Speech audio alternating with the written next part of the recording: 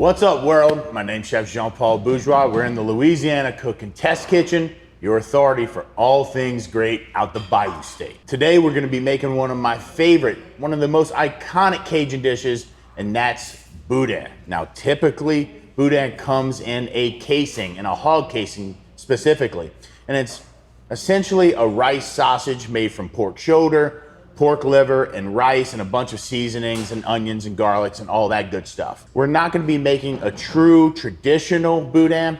We're not gonna be putting it in the casings, and we're also not gonna be using pork livers. Instead, we're gonna be making Boudin balls stuffed with a little pepper jack cheese. And instead of pork livers, we're gonna be using chicken livers.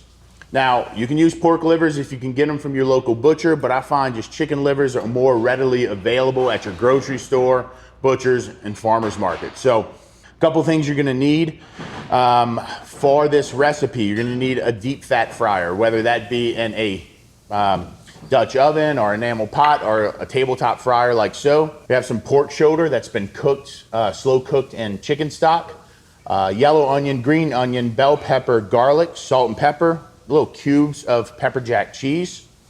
We have raw rice here that we're gonna cook fresh.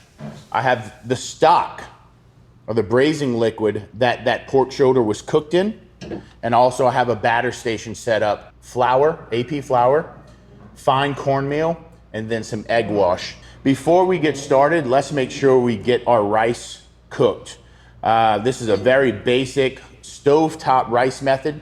You can use a rice cooker if you like. I'm gonna show you how I do cook my rice. So I use a 1 to 1 1/4 ratio. What I mean by that is 1 cup of rice to 1 1/4 cup of liquid, in this case, water. We have 2 cups of rice here, so that means I have 2.5 cups of water. And we're gonna just add that to that pot. Whenever I make rice, I do like to add about a tablespoon of cooking oil into the water and just a pinch of salt. If you want, you can even add a bay leaf to that, which, why not? A little more flavor never hurt no one. So bay leaf goes in that. We're gonna cover, and when that comes up to a boil, we are going to add our rice. Now, while that is cooking, I'm also going to start heating up this cooking liquid. The important thing about making Boudin is when you actually get it into this mixing bowl, which is where we'll all mix all these ingredients into, is that everything is hot to warm at the very least. And that's why we're making fresh rice. So when it's cooked, we can go right into the bowl and start making that Boudin. That's why this braising liquid is getting hot. And that's why I'm gonna sear off these chicken livers and also keep them warm as well. Very simply, all I wanna do, so I like to add them, I like to put them on some paper towel to get some of that excess moisture off of them. One thing they are infamous for is popping when it comes to hitting that hot grease. Just give them a little salt and black pepper. I'm gonna wait for this skillet to get hot. We're gonna add a little bit of cooking oil in there, just to kind of, don't want to fry them, don't want to shallow fry them in this oil, just a nice simple layer. And also the other trick that you want to keep in mind is you want these livers to stay rare, mid-rare, even while they're cooking in the pan. So I'm gonna add them to this hot pan and really just cook them on one side, get a hard sear on one side, then remove them and let them rest, because we want this to really not get grainy. And that's what happens when you're cooking medium well, well done livers. You don't want them to be grainy. Those of you unfamiliar with Boudin, let me just tell you, it is maybe one of the most essential dishes to the Prairie Cajun foodways. And what I mean by that, I-10 runs to the south and the southern part of Louisiana, and on that western section is typically considered the prairie country of Acadia or Cajun Louisiana. And they're famous for having these incredible meat markets with homemade head cheese, tasso ham, Boudin, cracklin, stuffed chicken, stuffed pork chops, all these different little Cajun delicacies. And Boudin is one of those things that people from all over the country travel to Louisiana for. Whether you're passing through, you're typically stopping to buy some Boudin, or coming specifically to these meat markets to get it. And so I typically make this recipe at the duck camp, at the hunting and fishing camp, whether it's wild game that I'm using or proteins that I'm buying from the supermarket. It's a pretty versatile recipe, whether you're stuffing that into a casing or you're making that into a patty and serving it with a biscuit, or if you're doing what I'm doing and making them into a Boudin ball and stuffing them with cheese. They work great as an entree, breakfast, hors d'oeuvre, for appetizers while you're tailgating, for little snacks while you're hunting, and so on. Just a great little thing. And y'all have heard me talk about the importance of rice and Cajun food throughout Louisiana. This is one of those ingredients. This is one of those dishes that rice plays a central role in.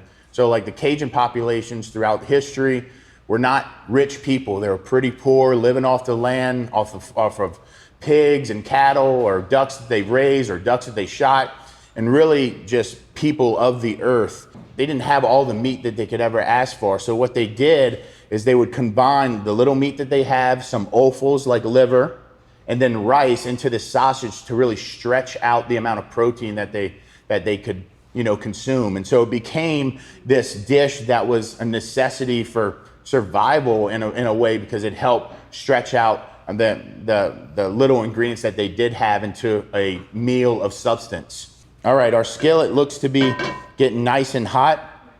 You really want that smoke point to come. It's just starting to smoke. That grease is shimmering.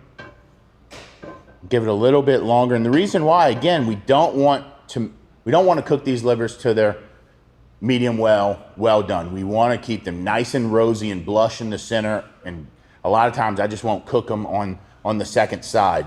They'll finish cooking when you mix them with all the hot stuff. So Boudin has a pudding-like texture, which is why it allows you to make them into a ball, a patty, or stuff it into a casing. And one of the key ingredients that gives you that iconic texture is the chopped liver that gets mixed into that. That's what creams out that Boudin along with the starches of the rice. So it's important that we don't overcook these. Our grease is ready, and just like that, I'm gonna go right into the pan. Now when you do this, just take care that you can see how I'm kind of stepping away here, because this liver will pop in this hot grease. So really what I want to do is just allow those livers to sit there and sear in that fat. I can take a little bit of salt now that I'm on the side that I didn't season, and just give them a little salt up top. Just really want to let those liver do that thing in that skillet. Let's check on our water here. We are boiling. Once it reaches that boiling point, let's go ahead and throw our rice in. What I kind of typically say is go ahead and let that fire stay on high, stir it until it comes back up to a boil. This is something John False taught me when I was in culinary school. I still use it to this day. I rarely ever cook rice in a rice cooker. Not hating on a rice cooker, love rice cookers, but this is the way that I was taught to cook rice, and it's still how I do it to this day. Let's just check on these. It's good and getting nice and brown, but you see how it's starting to cook up the sides and it's staying nice and blush and rosy on top. That's what we want. We're not gonna go ahead and flip them around much. You can see our rice is starting to hit that simmer point. I'm gonna put a lid on it, put a timer for 30 minutes, and then I'm gonna turn that rice all the way down to as low as possible that I can take it. Remember, we have this pork shoulder that was cooked in this broth. It's nice and soft. It's at room temp. I'm gonna chop that up real fine eventually. I also have our green onions. Half of these I'm gonna save for garnish once the Boudin is made. This half I'm gonna cook in that skillet. We also have yellow onion that's gonna be cooked in the skillet, and also green bell pepper that's gonna be cooked in the skillet.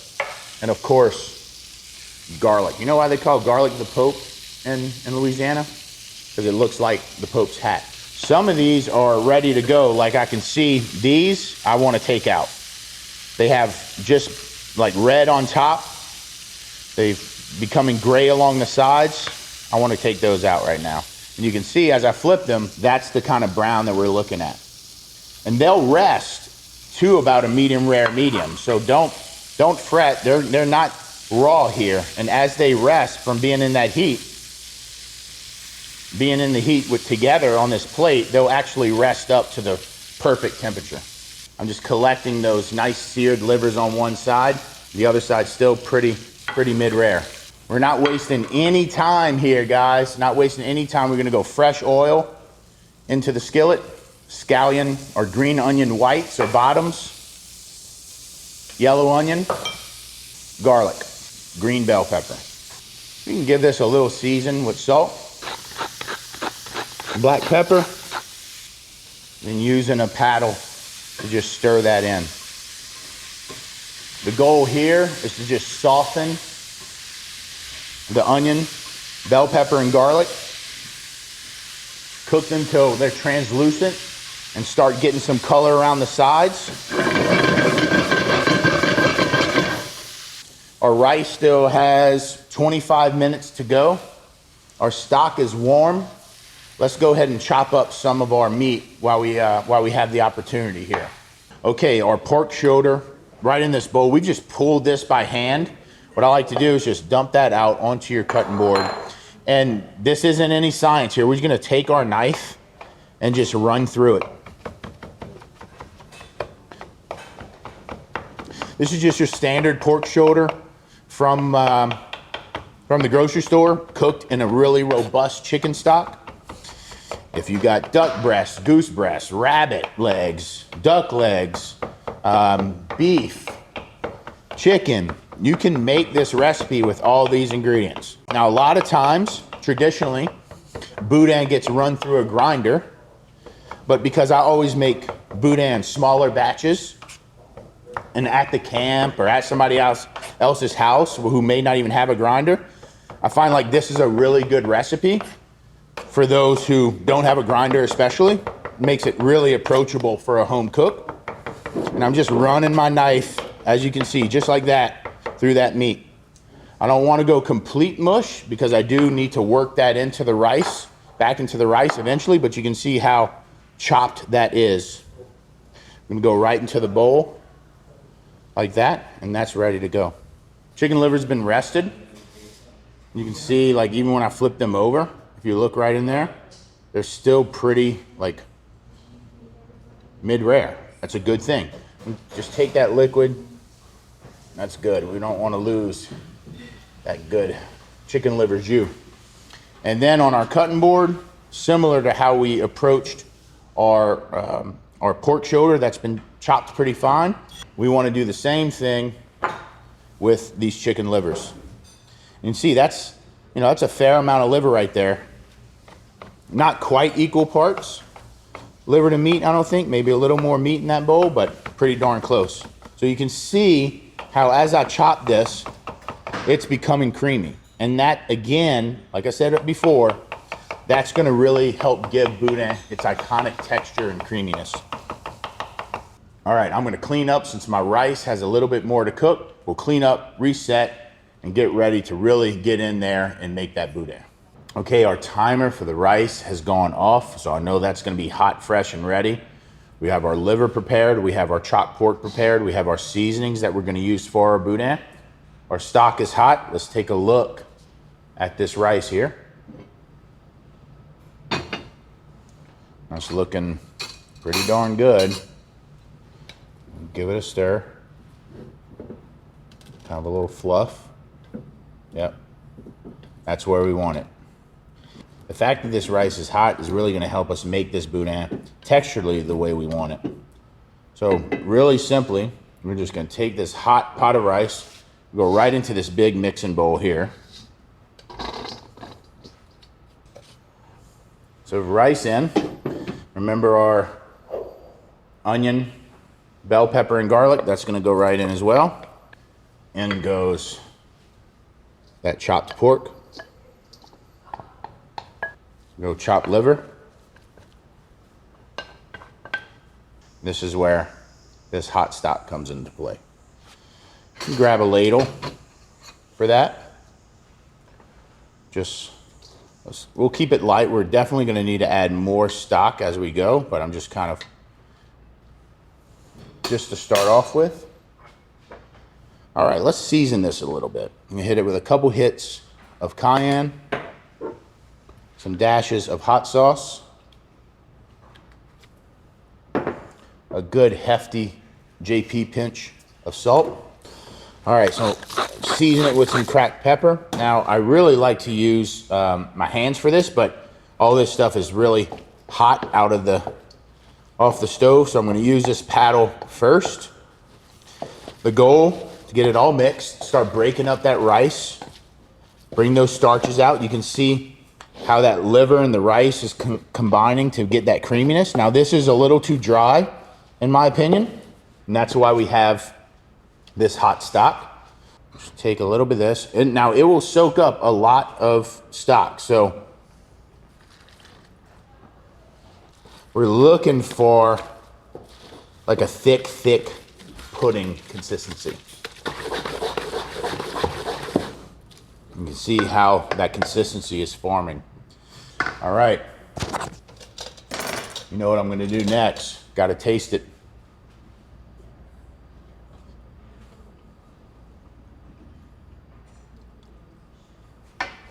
It's certainly getting there, but it needs a lot more seasoning.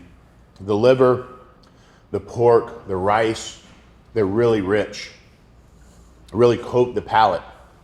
It needs to be seasoned aggressively. At this point, it's also cooled enough to where I feel good about dumping the rest of my green onions in. So I added more salt, add all my green onions. I'm gonna add more black pepper. Quite a bit more, actually.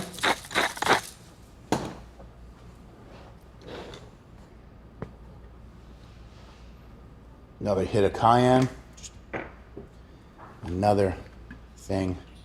A couple douses of hot sauce. And just like that, we're gonna continue to work that boudin. Being aggressive is the name of the game, making this to getting that iconic texture.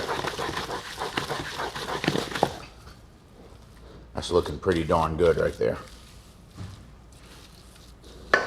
Remember I said a lot of boudin is ground? Well, when you grind it, those rice particles break up into, you know, half pieces, quarter pieces, and really fold into the boudin nicely. So the reason why I'm so aggressive is you need to do the same thing with that paddle, with this rubber spatula. Again, if you don't want to give it that much effort, feel free to put it in the KitchenAid on a paddle attachment and work it like that. Just don't work it to a complete mush. You still want to have that integrity of the rice. I need to spread it out on here and just cool it just enough to where I can work with it with my hands. Go.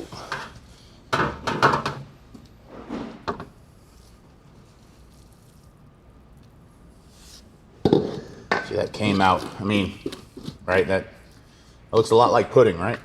It's a lot like the consistency of that thick pudding. Now, I really don't even get a lot of flavor of the liver. It's really there for textural reasons. All right, I'm gonna let this cool just at room temp enough to where I can work with it and still be warm. Let it hang out just for a second while it cools. Boudin has cooled to room temp.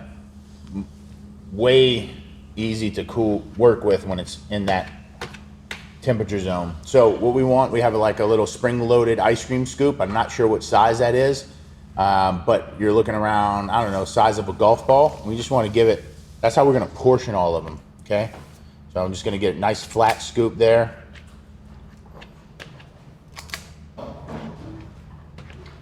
We'll start with 10 of them.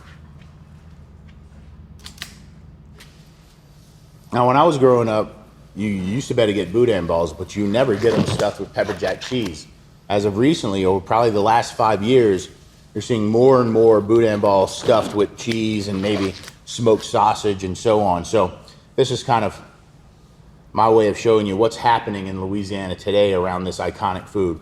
And so all I did just now it probably went pretty quick, but as you can see, that pepper jack cheese is in there, and I've kind of got this golf ball size Boudin ball. And that's the size that we want to be. Let me do it for slow motion for you, Rohan. See, I got it, flat side. Go right in, then use your thumb, press it in, and just fold that excess over. And then, just like you would a meatball, kind of roll it in your hands. There you go. All right. You can use any type of cheese you want: mozzarella, cheddar, pepper jack, Munster, blue, all that stuff. Why not? Have fun with it. Make it your own. Boudin balls are done. What I like to do is just let these set in the fridge for about 10 to 15 minutes. Let them get semi-cold and firmed up. It'll make the battering process and frying process a lot easier. So the Boudin balls have been chilling in the fridge. Just that little bit of time got them nice and firmed up. So what I have here, can't forget, we got to season our flour and corn flour. So I'm just going to hit it with a little bit of just Cajun seasoning all around, and a little bit in the egg as well. Don't need to overdo it.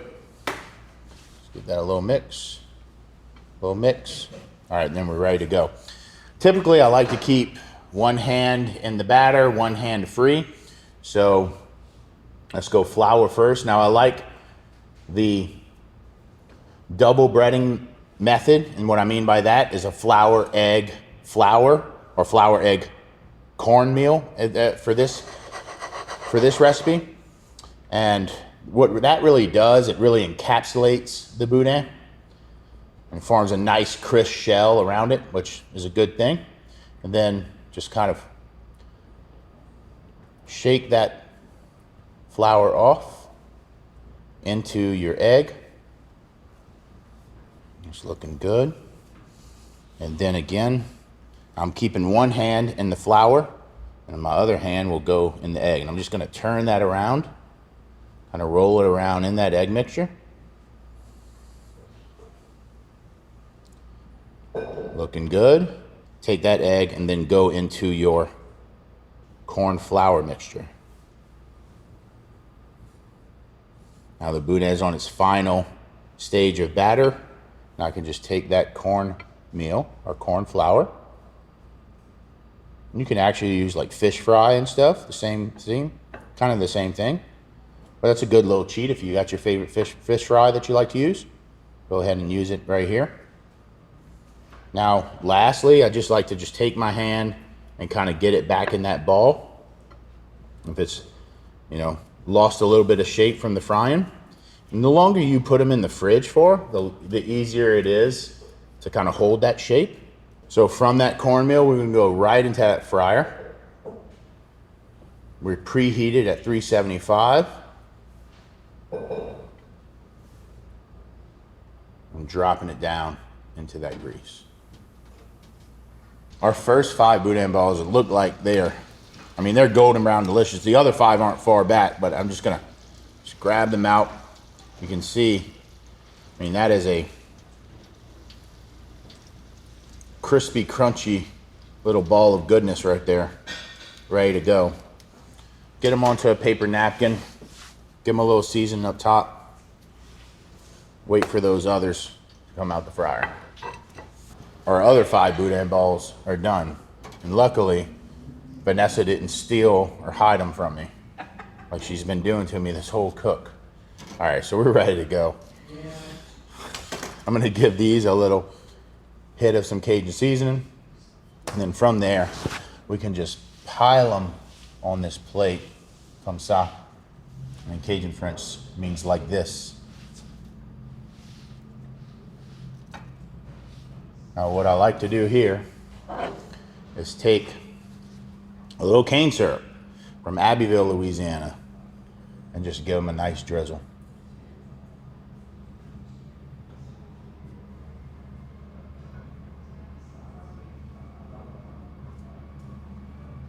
And then, if you want more cane syrup, put that in a little ramekin for people to dip it in.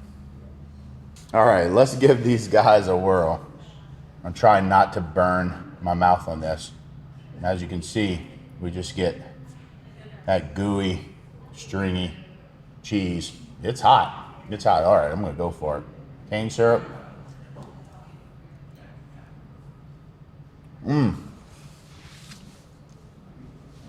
Man. The mix of sweet, savory, and cheesy all in one bite. Man, that is a game changer right there. If you haven't made these before, it's time to get to work. My name's Chef Jean Paul. I am out.